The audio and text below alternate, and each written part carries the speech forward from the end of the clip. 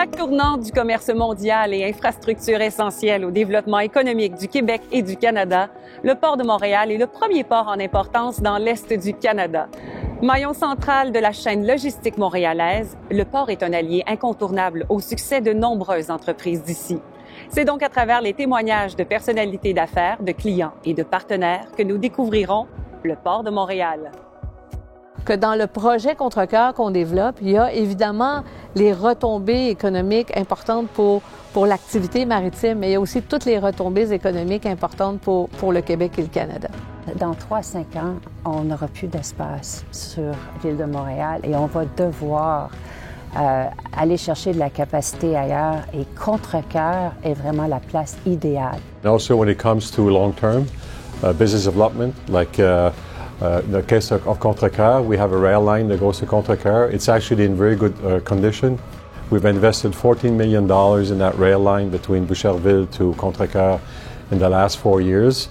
And it would be, we could start tomorrow pulling out of Contrecœur long train, heavy train. Contrecœur, c'est à quelques 40 km du port de Montréal et c'est un emplacement idéal pour la prochaine phase de développement et de croissance pour le port de Montréal.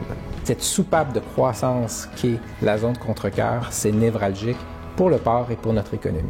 Les prévisions de croissance du port de Montréal, on le voit toutes les années. On commence à voir de la saturation dans certains terminaux.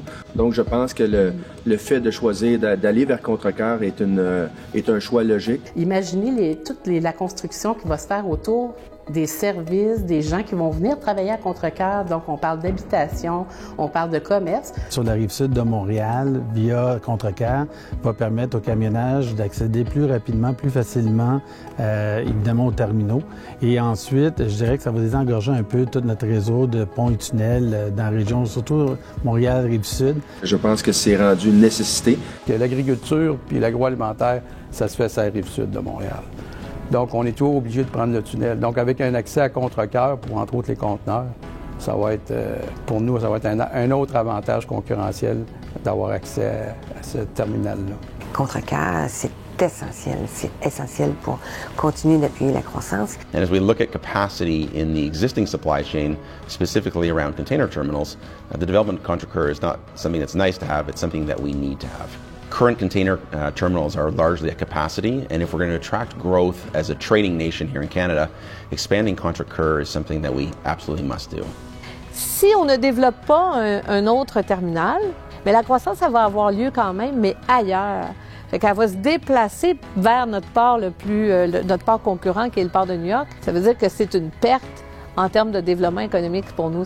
Grâce à une culture organisationnelle basée sur la collaboration et l'innovation, le port de Montréal continue de se distinguer comme un port diversifié, performant et responsable.